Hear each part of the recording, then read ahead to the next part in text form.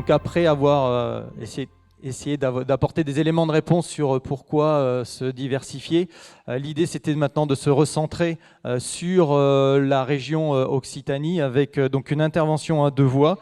Alors, excusez-moi pour la prononciation, Zourlila Tigremt, c'est bien ça, et donc de la Chambre régionale, et puis Sabine Calmette pour la Chambre de l'Aude, qui vont nous faire un focus sur la diversification donc, des systèmes de culture, avec les enseignements du recensement, et aussi à la fois avec ce que l'on peut retirer du projet Inosis. Voilà, vous avez, je crois, 30 minutes sur le sujet. Merci. Bonjour à tous, donc, je suis Zourlila Tigremt, chargée de mission Inosis et données à la Chambre régionale d'Occitanie. Donc, aujourd'hui, avec ma collègue Sabine Calmette, nous allons vous présenter une étude sur la diversification des systèmes de grande culture vus à travers d'Inosis.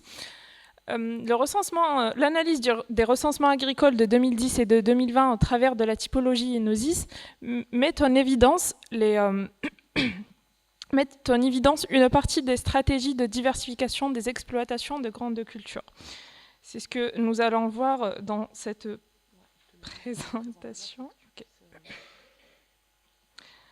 Donc, pour commencer, la typologie Inosis est une typologie qui permet de classer les exploitations agricoles selon leurs caractéristiques structurelles. Elle est basée sur le recensement agricole de 2020. Elle a été aussi faite en 2010, mais là, c'est une typologie nouveau regard. Donc, on a repris les principes de 2010 et on a amélioré un petit peu. Cette base de données du recensement agricole de 2010 a été enrichie avec les bases de données administratives telles que le RPG, la BDNI et le CVI. C'est une typologie qui est dite, c'est une typologie à dire d'experts, c'est-à-dire qu'on a consulté des experts des différentes filières pour fixer les critères de tri, les ajuster et valider cette typologie et ses résultats. Donc, un premier filtre a été fait pour exclure les exploitations dites non professionnelles. On a gardé que celles qu'on considère comme professionnelles. Et nous les avons premièrement classées en 5 grandes branches. Et c'est là où on a la typologie nationale commune à toutes les régions de France, ce qui nous permet de faire une comparaison des résultats entre les différentes régions. À partir de cette typologie commune, chaque région a le choix de soit garder les autres branches de la typologie nationale qui est non commune, ou de faire des déclinaisons régionales selon les spécificités de chaque région. L'un des principes de classement des exploitations agricoles dans les cases typologiques est la significativité des ateliers. Pour certaines productions, il s'agit de présence ou absence de cette production, mais pour d'autres, c'est le poids de présence de cette production qui peut définir la significativité de cet atelier ou pas. Par exemple, pour les bovins laits, on dit qu'un atelier bovin lait est significatif du moment où on a 5 vaches laitières ou plus. Nous allons voir ce que donne la typologie Inosis sur les exploitations de grandes cultures en Occitanie. Il faut savoir que 29% des exploitations que nous avons gardées dans Inosis ont un atelier grande culture significatif. Ça veut dire elles ont soit tout simplement, elles sont des exploitations spécialisées de grande culture ou des exploitations mixtes qui ont au moins 20 hectares de grande culture. 15 000, donc les 29%, c'est 15 233 exploitations qui regroupent 20 492 chefs d'exploitation. Nous remarquons une baisse du nombre d'exploitations de 13% à peu près, dans les mêmes proportions que le total d'Occitanie.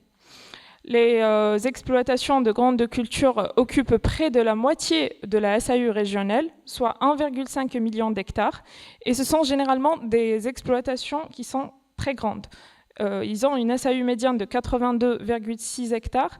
Par rapport à la SAU médiane du total des exploitations d'Occitanie, c'est 35 hectares. Et cette SAU médiane a augmenté de 26% par rapport à 2010. Par contre, la part des grandes cultures dans la SAU totale a baissé.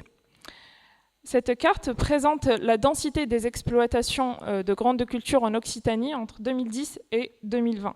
Ce que nous pouvons remarquer, c'est que d'une manière générale, pour les 2 années, les exploitations de grandes cultures se concentrent sur les départements du Gers, de la Haute-Garonne et du Tarn-et-Garonne. Entre 2010 et 2020, nous avons un recul du nombre d'exploitations dans les zones historiques de grandes cultures.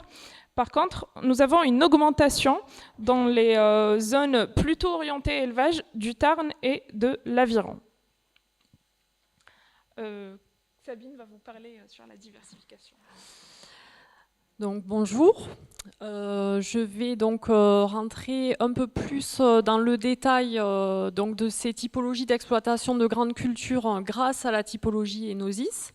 Alors tout d'abord, on va rappeler quelques facteurs explicatifs de cette diversification, puisque effectivement dans le recensement agricole de 2020, on voit bien un recul des exploitations traditionnelles, plutôt spécialisées, céréales et oléoprotéagineux. Et on voit cette tendance à la diversification. Donc c'est vrai qu'on a depuis quelques années des difficultés de ces exploitations qui doivent faire face au changement climatique, donc qui recherchent plus de résilience. Une des spécificités aussi en Occitanie, c'est la compétitivité plus faible sur de nombreuses cultures par rapport au national, avec des rendements beaucoup plus faibles. On a quand même aussi des exigences réglementaires fortes. Un développement de l'agriculture biologique aussi qui a été très important, aussi en lien avec des stratégies de valorisation qui ont été mises en place, et un vieillissement aussi des agriculteurs, avec aussi une reprise d'exploitation moins forte, et donc qui est peut-être aussi facteur un peu d'inertie. Mais on constate toutefois que les exploitations d'Occitanie cherchent à adapter leur stratégie. Donc elles vont adopter 2 stratégies de diversification. Soit elles vont diversifier leurs assolements, soit elles vont diversifier leurs ateliers de production. Donc on va rentrer un peu dans ces stratégies. Donc d'abord vous donner quelques éléments de cadrage qui ont pu être réalisés avec cette typologie Enosis. On a pu isoler 3 groupes d'exploitation. Donc ces 3 groupes d'exploitation regroupent 93% des annéants grandes cultures. Donc c'est quand même une grande part. On va avoir le premier groupe qui correspond aux grandes cultures spécialisées. Donc ce sont les exploitations qui possèdent un atelier significatif de grandes cultures, et uniquement un atelier significatif. S'ils ont d'autres ateliers, ils ne sont pas significatifs au niveau de l'exploitation. Donc là, cela représente en Occitanie un peu plus de 7000 exploitations, et ce groupe a diminué de 16% depuis 2010. Donc évidemment, leur SAU est constitué majoritairement de grandes cultures. On a ensuite un deuxième groupe, qui va être un groupe d'exploitation de grandes cultures, avec diversification. Donc dans ce groupe, on va avoir au moins 2 ateliers, dont un atelier de grande culture qui va être l'atelier principal. Et ce qui est intéressant, c'est de voir que dans ce groupe, on a une augmentation de 10% du nombre d'exploitations depuis 2010. Et donc dans ce groupe, on a aussi une majorité de l'assolement qui est constituée des grandes cultures, 77%. Et enfin, on a un troisième groupe. Donc ce groupe-là, ce sont les exploitations mixtes avec des grandes cultures. Donc ces exploitations vont avoir au moins 2 ateliers significatifs. Et l'atelier grande culture, on aura quand même au moins 20 hectares de grande culture, mais cet atelier ne sera pas l'atelier principal. On pourra avoir un atelier, par exemple, d'élevage ou de viticulture. Donc globalement, sur l'ensemble de ces systèmes, on voit quand même que la diversification a globalement augmenté de 4 points entre 2010 et 2020. Alors si on va un peu plus en détail dans la composition de ces groupes, donc on va regarder d'abord le système grande culture avec une diversification, mais avec grande culture majoritaire. Alors ici, on va avoir en grande majorité des exploitations avec un atelier maraîchage. Donc ça représente 30% de l'effectif. Et en seconde position, on va avoir des polyculteurs qui ont plusieurs productions végétales, mais un grand nombre de productions végétales. Donc on a majoritairement des polyculteurs par rapport à la polyculture élevage qui reste minoritaire dans ce groupe. Donc les polyculteurs représentent 61% des exploitations et cette tendance à aller vers le végétal tend à augmenter. On notera toutefois qu'au niveau de la SAU Grande Culture, on a la part des polyculteurs éleveurs de volailles qui reste quand même assez importante. Pour les systèmes mixtes avec des grandes cultures, là en revanche, on va avoir la polyculture élevage qui a une place beaucoup plus importante. Alors avec très majoritairement le groupe des polyculteurs éleveurs d'ateliers viande herbivore. Mais là aussi en seconde place, on a le groupe des maraîchers qui ont aussi un atelier grande culture significatif. Donc le maraîchage qui a une place ici aussi assez importante. Globalement, dans ce groupe des mixtes, on a à peu près une part équivalente de polyculteurs et de polyculteurs éleveurs. Mais ce que l'on remarque, c'est que l'évolution, là aussi, va plutôt vers la polyculture, avec un peu moins de polyculture élevage.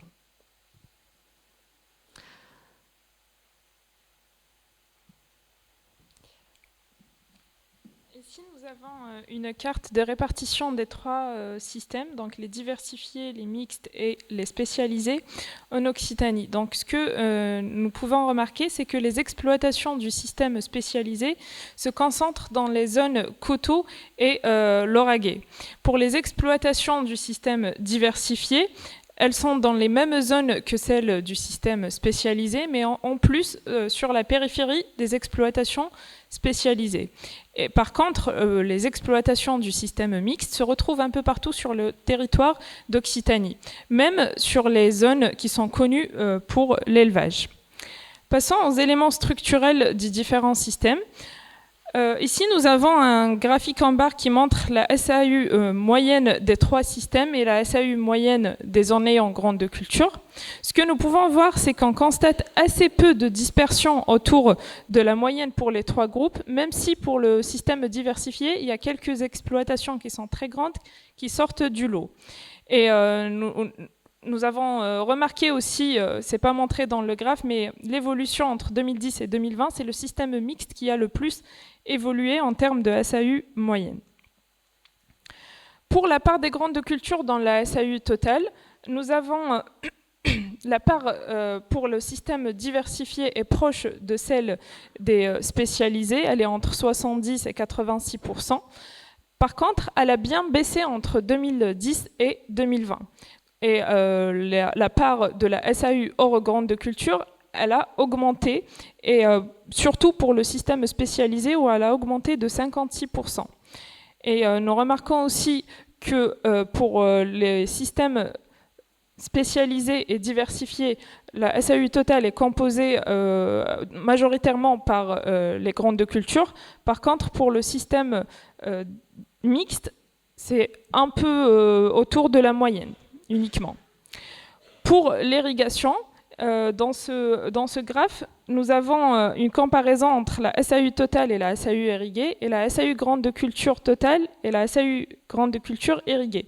Ce que nous pouvons voir, c'est que les exploitations qui irriguent le plus sont bien évidemment les exploitations diversifiées. C'est possible, c'est ça qui peut expliquer cette diversification. Et les exploitations qui irriguent le moins les grandes cultures, eh bien le système spécialisé. Alors on va rentrer un peu plus dans le détail des assolements. Si on compare donc au niveau des trois systèmes, alors on va regarder déjà la part des céréales qui diminue dans les trois systèmes et la part des protéagineux et des surfaces fourragères qui va aussi augmenter dans tous les groupes. Alors après, on a quelques spécificités. On peut voir qu'en 2020, dans les exploitations de grandes cultures diversifiées, on a une augmentation donc, de la part de chacune de ces cultures. Donc la diversification a bien augmenté. Et on va aussi constater que dans le système des mixtes, on a une très forte augmentation des surfaces fourragères, et notamment de la STH. Sachant que les surfaces fourragères, elles aussi, ont augmenté dans tous les groupes.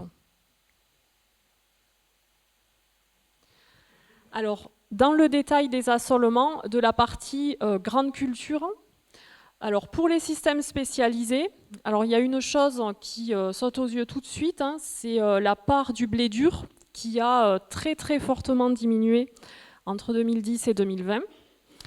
Donc là, c'est vraiment quelque chose qu'on retrouve chaque année dans la conjoncture en Occitanie. Hein. Le blé dur est vraiment une culture qui est en souffrance depuis ces 10 dernières années. Le maïs a plutôt tendance à augmenter, donc aussi en lien avec la diapo précédente sur l'irrigation. On constate aussi une augmentation de la part de soja et de légumes secs, d'autres protéagineux, et une grande proportion aussi d'augmentation sur les autres céréales et oléoprotéagineux. Donc ici, on a le détail de l'assolement des grandes cultures pour les systèmes de grandes cultures avec une diversification. Et on va constater sensiblement la même chose, y compris les mêmes évolutions.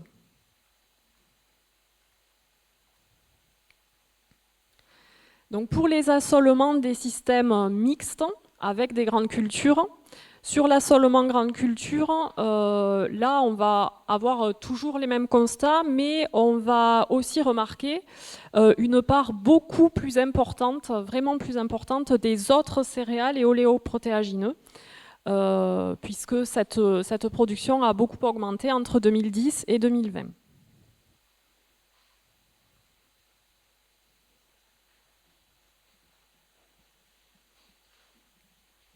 Pour les éléments socio-économiques des différents systèmes, nous allons commencer par la PBS.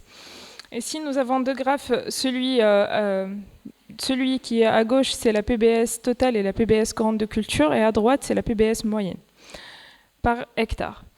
Ce que nous pouvons constater, c'est que la PBS moyenne des exploitations spécialisées en grande de culture est beaucoup plus faible par rapport à celle des deux autres systèmes.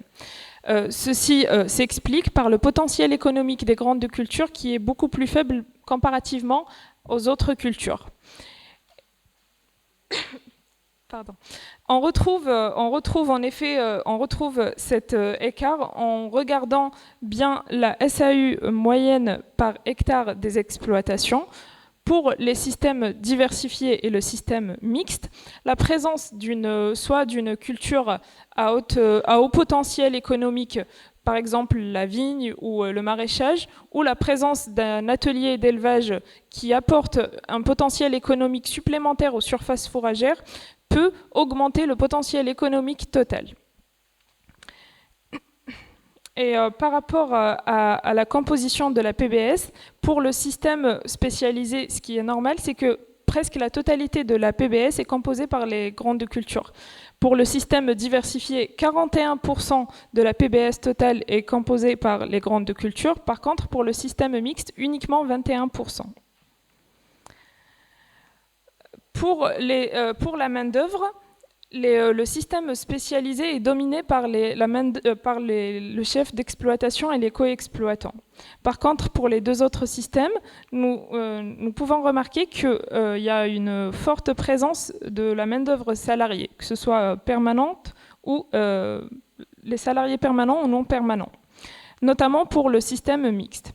Et d'une manière globale, entre 2010 et 2020, les ETP ont diminué pour les deux systèmes spécialisés et mixtes d'environ 20%. Par contre, elle a augmenté de 15% pour les grandes cultures diversifiées. Au niveau de l'âge des exploitants, Alors, on sait que la filière grande culture, donc c'est pour elle, c'est un gros souci, l'âge des exploitants. On a un gros problème de renouvellement des exploitations. Ici, avec Inosis, sur ces 3 groupes, on peut aller un petit peu plus loin. Et ce que l'on voit, c'est qu'il y a une grosse différence entre le groupe des exploitations spécialisées grande culture, où on va vraiment avoir un âge beaucoup plus avancé, avec une forte proportion d'agriculteurs qui ont entre 50 et 70 ans, voire plus de 70 ans. Alors que dans les 2 autres groupes, que ce soit chez les diversifiés ou chez les mixtes, on va avoir un âge un peu moins avancé, et on aura un groupe d'agriculteurs qui ont moins de 50 ans un peu plus élevé. Donc ici, c'est aussi intéressant de voir que dans ces 2 groupes, on a un rajeunissement de la population. Donc, ce que l'on peut voir au travers de cette étude Inosis dans ces différents groupes, c'est que on constate un peu comme on l'a vu à l'échelon national, une diminution de la partie céréales, avec en plus des problématiques en Occitanie de rendement et de compétitivité. Chez nous, par contre, on a, l'Occitanie est la première région productrice de soja en France, et on voit que donc cette production augmente. Et donc, on voit aussi l'importance de l'irrigation, et que les exploitations vont s'adapter aussi en fonction des stratégies qu'elles vont souhaiter ou pouvoir mettre en place. Avec une recherche de valorisation, que ce soit par le biais de l'agriculture biologique, par le biais de nouvelles filières comme la culture de légumineuses, de céréales, de légumes secs, ou bien des cultures à plus forte valeur ajoutée, mais qui souvent nécessitent d'avoir l'irrigation. Voilà, merci beaucoup pour votre attention. Merci beaucoup pour cette présentation. J'avais une petite question, parce que j'entendais la question aussi dans la salle. On n'est pas toujours familier avec les sigles ou les termes. La PBS, peut-être préciser à quoi ça correspond?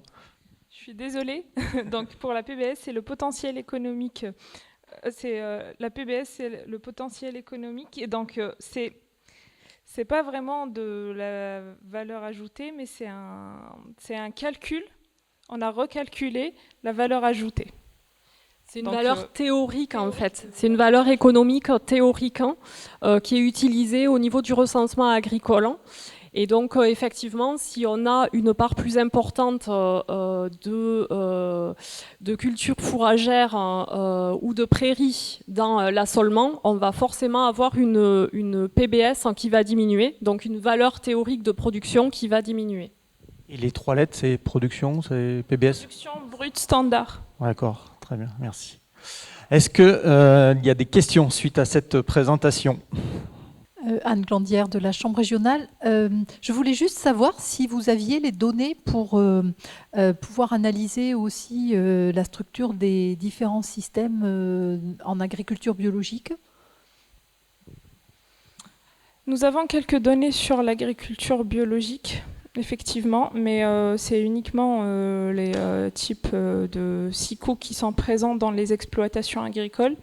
Mais oui, nous pouvons les analyser selon les 3 systèmes. Bonjour, Magali William, Agro-Toulouse. Il me manque un élément de compréhension autour de l'irrigation, puisque vous avez dit que l'utilisation plus importante de l'irrigation dans les systèmes les plus diversifiés était une évidence. Comme on s'y attendait, je ne sais plus quel est le terme qui a été utilisé. Alors autant si la diversification porte sur un atelier de maraîchage, je comprends, mais il me manque un élément de compréhension sur la diversification sur des ateliers d'élevage, volailles ou autres. Alors, une évidence, si j'ai employé ce terme, bon, j'aurais pas dû. C'est moi qui l'ai réinterprété comme ça. Donc, Effectivement, en Occitanie, ce qui était ressorti d'une précédente étude, suite au recensement agricole, c'est que par rapport aux faibles potentialités de production, il y a différentes voies de valorisation. Donc effectivement, ça peut être la culture de semences notamment. Alors, la première, c'est le maïs, mais pas uniquement. Donc là, effectivement, l'irrigation est quand même nécessaire. Mais il y a aussi d'autres voies de valorisation. Alors l'agriculture biologique en est une, puisque l'Occitanie est quand même la première région productrice d'agriculture de bio. Donc là, l'irrigation n'est pas forcément indispensable. Et pour les légumes secs, alors la première culture en légumes secs, ça reste le soja. Donc le soja, c'est quand même un élément de productivité aussi, surtout ces dernières années, hein, avec les aléas climatiques que l'on connaît. Donc l'irrigation n'est pas obligatoire, hein, voilà, il ne faut pas perdre, on ne peut pas dire non plus que sans irrigation, on ne peut pas y arriver, mais c'est quand même un facteur clé et surtout à l'échelle de la filière, semble-t-il, pour développer des cultures à valeur ajoutée, quoi, et les sécuriser. Oui, j'avais une question en fait, si via pendant le recensement agricole, vous aviez des données sur l'évolution de la place des travaux par tiers, parce que c'est vrai qu'il y a des suivis qui montrent qu'il y a un recours de plus en plus fort à des entreprises de travaux agricoles, et je pense notamment à la classe des 71-90 ans. Ça traduit qu'il y a des chefs d'exploitation qui continuent à faire exploiter leurs terres au-delà de la retraite. Et voilà, je pense que c'est un élément important parce que c'est vrai que qui dit recours à l'entreprise, on a souvent une simplification des systèmes et plutôt, je le vois comme à confirmer, mais plutôt comme un frein à la diversification. Donc c'était cette évolution. Est-ce qu'au travers de ces données, vous avez le poids de ce poste et son évolution en 10 ans ? Pour 2020, je sais que nous avons cette donnée, mais nous n'avons pas fait des analyses spécialement sur ces catégories, mais on peut les prévoir. C'est juste que, je vais insister un petit peu sur ça, c'est qu'il faut faire attention au secret statistique, vu que les données nous appartiennent pas, donc on ne peut pas trop faire tout ce qu'on veut. Donc c'est juste ça. Mais sinon, en fait, pour ceux qui ne savent pas, c'est que le secret statistique, du moment où on a dans un territoire un nombre d'exploitations inférieur à 3, on ne peut pas sortir cette donnée. Et quand on a fait cette étude, dès qu'on veut avancer un petit peu dans les analyses, on est vite confronté au secret. Donc oui, il y a des analyses, on peut faire plein de choses, c'est juste qu'on doit faire un peu attention à ça. Peut-être pour extrapoler un petit peu, en fait, on a vu que la part des personnes les plus âgées se trouvait dans le groupe des spécialisés. Voilà, donc ici, si on regarde l'assolement aussi sur ce groupe-là, donc oui, il y a aussi la part des travaux agricoles qui doit probablement augmenter, mais on voit qu'il y a la part des surfaces fourragères qui a aussi beaucoup augmenté, et donc peut-être aussi pour limiter les travaux sur ces parcelles-là. Oui, c'est surtout justement les prairies de plus de 5 ans, voilà, qui se sont développées. Merci. Est-ce qu'il y a d'autres questions ? Non. Alors j'avais une remarque justement sur le sujet de l'irrigation. On voit bien qui dit diversification pour essayer d'apporter des réponses à la résilience, etc. Dit aussi, ça amène le sujet en tout cas ça pose sur la table la question de l'irrigation. Et quand on pose la question de l'irrigation, c'est la question de l'accès à la ressource en eau, qui est un sujet plus que fondamental et important en Occitanie et sur nos territoires, et que si demain on veut continuer à apporter de la résilience économique via la diversification, ça veut dire aussi avoir accès à des volumes d'eau suffisants pour sécuriser la production de semences, que ce soit pour certaines légumineuses, on parlait du soja, ça peut être aussi pour d'autres espèces. C'est fondamental que d'avoir accès à l'eau. Ceci dit, je ne sais pas s'il y a des gens de l'administration, mais c'est important de faire passer aussi ce message-là. Merci pour... S'il n'y a pas d'autres questions, je vous propose qu'on enchaîne sur l'autre sujet.